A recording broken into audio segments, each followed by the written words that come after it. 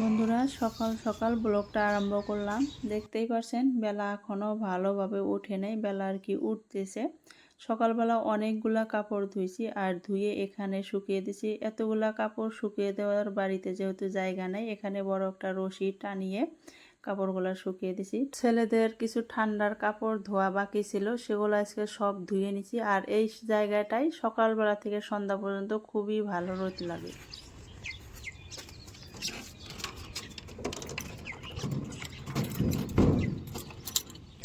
তালা দিয়ে দিলাম। আর এখন পর্যন্ত বাজারে কেউ নাই সকাল সকাল, সেই জন্য। আর এখন যাইয়া বানাবো চা রুটি। বন্ধুরা দেখতেই পারছেন সকালবেলা আমাদের চা রুটি খাওয়া হয়ে গেছে। সোহেলের আব্বু দোকানেও চলে গেছে। আর এই যে মিস্ত্রি ভাইয়া দুইটা কর্মচারী দিয়ে এই যে দরজাটা পাঠিয়ে দিছে। ফাইনালি অনেক দিন অপেক্ষা করাইলো মিস্ত্রি ভাইয়া আমাদেরকে, কারণ এই যে দরজাটা দেখতে পাচ্ছেন এটা কিন্তু সেগুন কাঠের দরজা না, এটা হয়েছে গামারি কাঠের দরজা। সেই জন্য গামারি কাঠ অনেক শুকাইতে হয়। একদম ভেজা কাঠ কিনে সোহেলের আব্বু দিছিল দরজা বানাইতে, সেটা অনেক দিন শুকাইতে লাগছে, সেই জন্য অনেক দিন অপেক্ষা করাইলো। যাই হোক, ফাইনালি এসে গেছে আমার ছাপড়া ঘরের দরজা। কেমন হয়েছে অবশ্যই বলবেন। গামারি কাঠের দরজা অত একটা ভালো হয় না, ফিনিশিং হয় না, সেই অনুযায়ী খুবই সুন্দর ফিনিশিং করছে। যেহেতু সেগুন কাঠের দরজা বানাই নেই, অনেক টাকা পড়ে যায়, সেই জন্য। আর সকালবেলা সমস্ত কাজকর্ম করা হয়ে গেছে, শুধু রান্না বাড়া বাকি আছে। দেখতেই পাচ্ছেন গ্যাসের টেবিল, গ্যাসের ওভেন সব কিছু আমি ক্লিন করে নিছি। অনেকগুলা বাসন ছিল, সেগুলো ধুয়ে যার যার জায়গায় রেখে দিছি। আর এই যে আমার ডাইনিংটাও ক্লিন করে নিছি। মেন কথা আমার রান্নাঘরের সমস্ত কাজই করা হয়ে গেছে। বাদ বাকি ঘরের কাজও করে নিছি, এখন আমি আপনাদের সাথে শেয়ার করব। দেখতে পাচ্ছেন আমি বারান্দার বিছনাটাও সুন্দর করে গুছিয়ে নিছি। তারপরে আসলাম এই যে আমার ছোট রুমটায়, দেখতে পাচ্ছেন বিছনাপাতি সব কিছু ক্লিন করে নিছি, ঘরগুলাও ঝাড়ু দিয়ে নিছি, সোফা টোপা সব কিছু ঝাড়াঝাড়ি করে নিছি। এগুলো আপনাদের সাথে শেয়ার করিনি, হয়তো ভিডিওটা অনেক লং হয়ে যেত, সেই জন্য। যাই হোক, এখন যাব আমি আমার বড় রুমে। আর এই রুমটারও সব কিছু কাজ করে নিছি। দেখতে থাকেন পুরো ভিডিওটা। আসসালামু আলাইকুম বন্ধুরা, কেমন আছেন? কাছে এবং দূরে যে যেখান থেকে এই ভিডিওটা দেখতেছেন, আশা করি সবাই ভালো আছেন, সুস্থ আছেন। নাহার সুইট হোম চ্যানেল থেকে আপনাদেরকে অনেক অনেক ভালোবাসা জানিয়ে আবারও নতুন একটা ভিডিও নিলাম। আশা করব আপনাদের কাছে অনেক ভালো লাগবে। স্কিপ না করে পুরো ভিডিওটা দেখতে থাকেন। বন্ধুরা দেখতেই পারলেন মোটামুটি 10:30 বাজে। 10:30টার ভিতরে আমি সমস্ত বাড়ির কাজকর্ম করে নিছি। এখন করব আমি রান্না। তার আগে দেখাই আমার এই যে দরজাটা দেখতে পাচ্ছেন, এখানে কিন্তু একটা লক ছিল, মানে এটাকে বলে এলড্রোফ। সেই এলড্রোফটা খুলে ফেলেছি, কারণ আমার ঘর ডেবে গেছে এই সাইডে। ঘর ডেবে যাওয়ার কারণে এই যে দরজাটা ফাঁকা হয়ে গেছে, সেই জন্য আর এলড্রোফটা লাগাইতে পারি না। সেই জন্য এখানে যে বয়লা সিস্টেম করে তালা মেরে দেই। এই এলড্রোফটা ভাবছি আমি আমার ওই যে নতুন দরজায় লাগিয়ে দেব। দরজা যেহেতু দেরি করে লাগাইতে আসবে, সেই জন্য এলড্রোফটা খুলে রেখে দিছি এই জায়গায়। ভাবছিলাম, কিন্তু এলড্রোফটা পরে আর লাগানো হয় না। কেন লাগানো হয় না সেটা পরে বলবো। এই যে এলড্রোফটা খুলে কিন্তু এখানে রেখে দিছি। আরও কি নিয়ে আসছে নতুন দরজা লাগানোর জন্য, এগুলো আমাদের দোকানেই বিক্রি করে। সোহেলের আব্বাকে ফোন করে বলছি যে দরজা যেহেতু দিয়ে গেল, দরজার সাথে কি কি লাগবে, কিছুক্ষণ পর যেহেতু মিস্ত্রি এসে দরজাটা লাগিয়ে দেবে, সেই জন্য এই যে জিনিসগুলো দিয়ে গেল।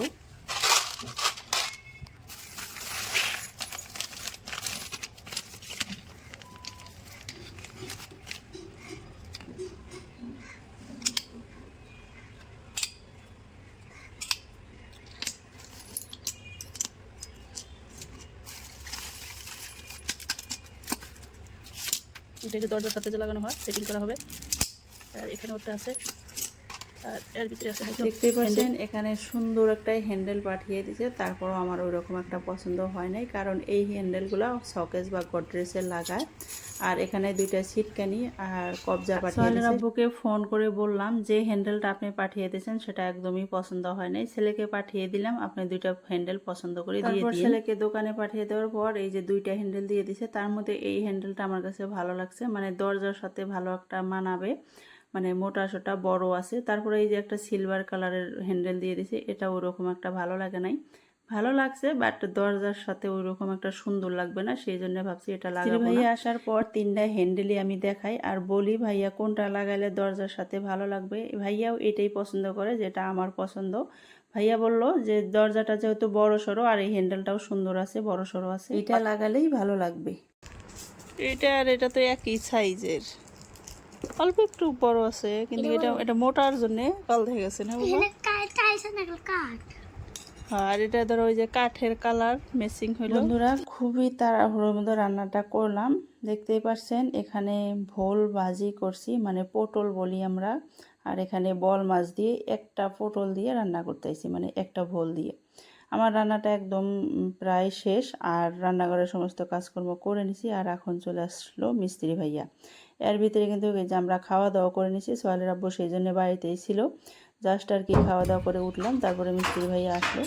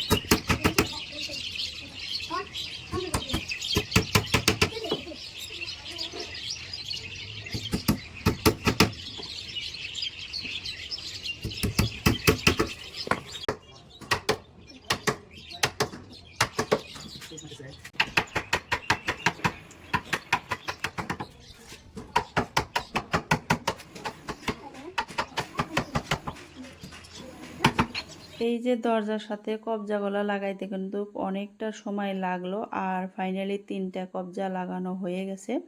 আর এখন এই যে সেটও করে নিছি।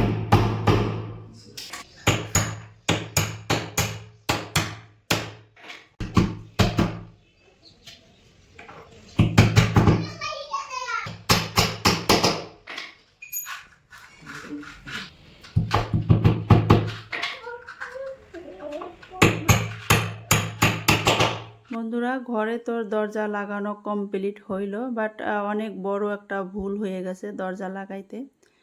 এই যে শুরুতে আপনাদেরকে দেখাইলাম এলড্রপটা, ওই যে নতুন দরজায় লাগাবো, এলড্রপটা যখন ভাইয়াকে দিলাম, ভাইয়া বলল লক হিসাবে এই এলড্রপটা লাগানো যাবে না, কারণ এলড্রপ লাগালে জায়গায় জায়গায় এই দরজায় ফুটা করতে হবে আর ডিজাইনগুলো নষ্ট হয়ে যাবে। সেই জন্য এলড্রপটা বাদ দিয়ে বাদ বাকি কাজগুলো আমি বললাম যে করে নেন।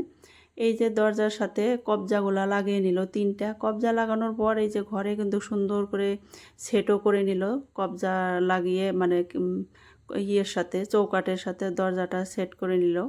সেট করার পর এখন শুধু বাকি আছে লক লাগানো, মানে তালা দেওয়ার ব্যবস্থা করা। সেই জন্য সোহেলের আব্বাকে বললাম যে শুধু লক লাগানো বাকি আছে, আপনি লক নিয়ে আসেন। তখন সোহেলের আব্বা নিয়ে এসে মিস্ত্রি ভাইয়াকে দিল, মর্টিস লক লাগাবে। সেটা তো ভাইয়াকে আগে বলেই নেই সোহেলের আব্বু। এখন মিস্ত্রি ভাইয়া বলতেছে দরজা তো একদম ফিটিং করা হয়ে গেছে, এখন তো মর্টিস লক লাগানো যাবে না। মর্টিস লক লাগাইলে দরজা ফিটিং করার আগে লকটা লাগাইতে হয়, সেটা তো আমরা জানিই না। তারপরে কি আর করার, ভুল তো হয়েই গেছে।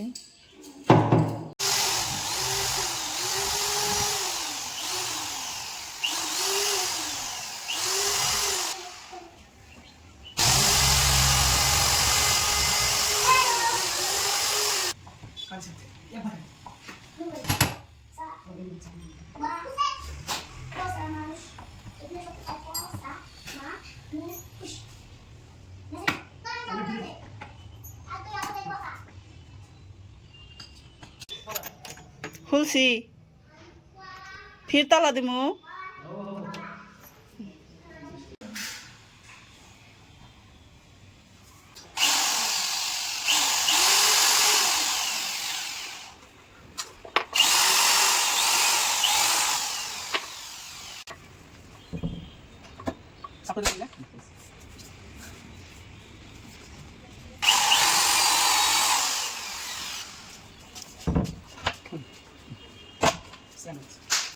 বন্ধুরা ফাইনালি ঘরের দরজাটা লাগানো হয়ে গেল, লক টক সব কিছু দেখতেই পাচ্ছেন। করে তালাটা লাগিয়ে দিলাম।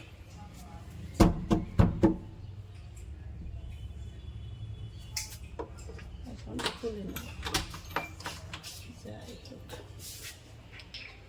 একবার ঘর ঝাড়ু দিয়েছিলাম, তারপরে আবারও এরকম নোংরা হয়ে গেছে। এখন ঝাড়ু দিব ঘরটা। আর তো এটা হচ্ছে হ্যান্ডেল, আর এখানে এই সিস্টেম করে তালা লাগালাম, তাছাড়া কোনো উপায় ছিল না, সেই কারণে এই যে। আর উপরে একটা ছিটকানি দিয়ে দিচ্ছি।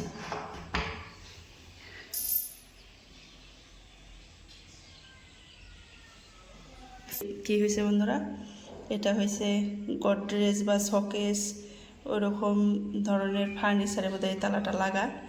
যেহেতু আমাদের ছোট দরজার মধ্যে লাগাতে হয় মর্টিস লক, এই যে এরকম করে যে ধরে খোলে, সেই মর্টিস লকটা লাগাইলে আর কি যে আগে আর কি দরজাটা ফিটিং করে ফেলেছে, সেই কারণে আর কি মর্টিস লকটা লাগাইতে পারলো না। মিস্ত্রিরা বললো যে মর্টিস লক লাগাইলে আর কি এগুলো আবারও খুলতে হবে। সেটা কিভাবে পসিবল, এত কষ্ট করে কত টাইম ধরে লাগালো, সেই কারণে আমি এটা বুদ্ধি দিয়ে দিলাম যে দাদা এক কাজ করেন, যেটা আপনারা লকটা আর কি শোকেস বা গডরেজে লাগান সেই লকটাই এখানে লাগিয়ে দেন, এই একটা কাঠ ফিটিং করে দিয়ে।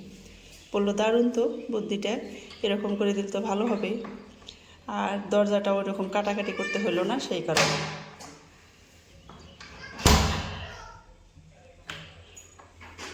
সামান্য এই যে এইটুক কেটে আর কি চাবিটা ঢোকানোর জন্য এইটুক কাটা হয়েছে। ফুল দরজাটা এখন দেখিয়ে দেই, দেখেন আর কি।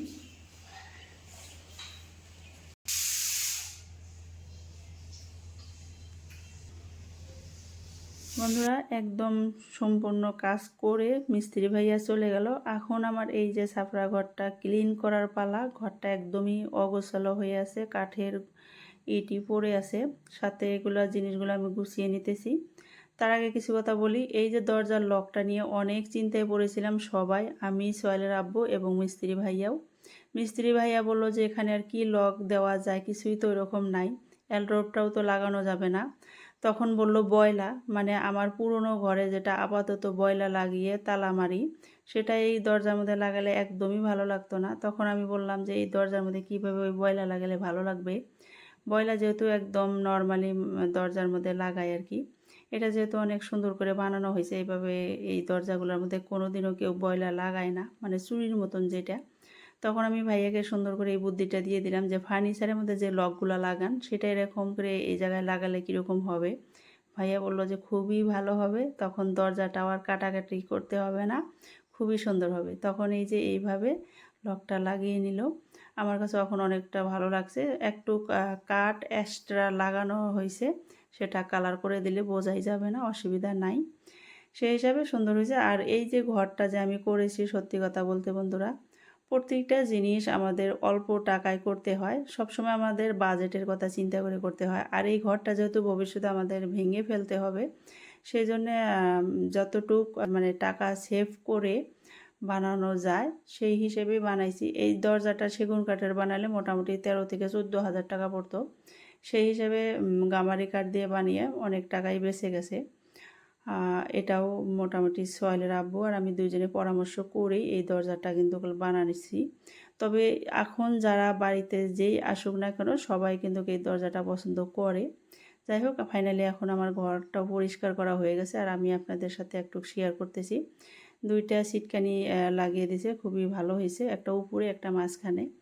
আর এই ঘরটা শুরু থেকেই সব কিছু আমার চয়েজেই করেছি, আর সব কিছু আমি একটু একটু ম্যাচিং করার চেষ্টা করছি। এই যে ওয়ালটা কালার করছি সুন্দর করে, একটা বুদ্ধি খাটিয়ে করছি, যেহেতু ছোট্ট একটা রুম, দুইটা কালার করলে আমার কাছে মনে হয় অত একটা ভালো লাগতো না, সেই জন্য আমি এক সাইডে ডিজাইন কেটে 3 সাইডে একই কালার করছি। আর সবার প্রথমে এই যে টাইলসটা কেনার সাথে সাথেই ভাবছি যে আমি ঘরে কালার করব গ্রিন কালার, মানে টাইলস কেনার পরেই ভাবছি যে টাইলসের সাথে সব কিছু ম্যাচিং করার চেষ্টা করব। আমার মনে হয় যে অল্প টাকায় আমার চাইতে পারফেক্ট চয়েস করে এত সুন্দর করে ঘর হয়তো কেউ করতেই পারতো না। হয়তো অনেকেই আছে, এই আইডিয়াগুলো খুবই ভালো। তারপরে আমার এই ঘরটার ভিতরে যেই আসুক না কেন সেই বলে যে ঘরটা একদমই ছোট, সেই হিসাবে খুবই সুন্দর করে দেখে দেখে চয়েস করে করে জিনিস করছে। যাই হোক, নিজের প্রশংসা নিজেই অনেক করে ফেললাম। যাই হোক, আপনাদের কাছে এই ঘরের দরজা থেকে শুরু করে ঘরটা কেমন লাগলো অবশ্যই কমেন্ট করবেন। বন্ধুরা, শনিবারের দিন ভিডিও দিতে পারলাম না। শুক্রবারের রাত্রে যেহেতু আমি ভয়েস দেই আর শনিবারের দিন ভিডিওটা পাবলিশ করি, তখন এত বৃষ্টি হয়েছে, তারপরে আর আমি ভয়েসটা দিতে পারলাম না। তারপরে শনিবারের দিন গত রাত্রের বেলাও সেম একই সময় বৃষ্টি, ঝড় তুফান, শিলও পড়ছে জোয়ার রাত্রে। তারপর আজকের দিনে মানে শনিবার পুরা রবিবার শেষ করে রাত্রেবেলা এখন আমি ভয়েস দিতেছি। যাই হোক, শনিবার রবিবার 2 দিনের একদিনও আমি ভিডিও দিতে পারলাম না, তার জন্য সরি বন্ধুরা। আসলে ছোট ছেলেকে স্কুলে দেওয়ার পর থেকে অনেকটাই কষ্টকর হয়ে গেছে শনিবার দিন ভিডিও দেওয়াটা। ভাবছি এখন থেকে রবিবার দিন ভিডিও দিব, যেহেতু রবিবারের দিন ছুটির দিন, আপনারাও সারাদিন কাজকর্ম করে বিকেল সময় যখন ব্লগ দেখবেন তখন আমার ব্লগটাও দেখে নেবেন। যাই হোক বন্ধুরা, এই এতক্ষণ ধৈর্য ধরে আমার ভিডিওটা দেখার জন্য আপনাদেরকে অসংখ্য ধন্যবাদ। তারপর দেখতেই পাচ্ছেন সন্ধ্যাবেলা আমার ছোট ভাই নিয়ে আসছে ডিম পোস্ট, ডিউটিতেই ছিল আর ডিউটিতে থেকে আসার সময় ডিম পোস্টগুলো নিয়ে আসছে, সেই জন্য আর গরম করে নিয়ে আসে নাই। বাড়িতে আনার পর আমি ওভেনে গরম করে নিয়ে নিলাম, বের করে নিলাম। আর এই যে ছেলেদেরকে সস দিয়ে খেতে দেব, আমার ছেলেদের অনেক একটা পছন্দর জিনিস এইটা। আর এটা এখানে সবসময় পাওয়া যায় না, গরিপুর পাওয়া যায়। আর আমার এটা ছোট ভাই আজকে নিয়ে আসছে, এখন 2 ছেলে খাবে। তারপরে এই যে ডিম পোস্টগুলো গরম করে নিয়ে সস দিয়ে দিলাম, আর ছোট ছেলেটা অল্প কেটে দিলাম, যেহেতু অনেকটা গরম হয়েছে সেই জন্য খেতে পারবে না। আর আমার বড় ছেলে পাঞ্জাবি পরা, মানে মাগরিবের নামাজ পড়ে এইমাত্র আসলো, এখনও পাঞ্জাবিটা খোলেই নেই। আর এই যে ঘরের মাঝিয়ার মধ্যে নিয়ে আসলাম আর এখন খেতে দিলাম, ওরা 2 ভাই এখন খাবে। যাই হোক বন্ধুরা, সবাইকে অসংখ্য ধন্যবাদ জানিয়ে ভিডিওটা শেষ করছি। সবাই ভালো থাকবেন, সুস্থ থাকবেন, আবারও দেখা হবে নেক্সট সানডে। ততক্ষণ পর্যন্ত অনেক অনেক ভালো থাকবেন। আল্লাহ হাফেজ।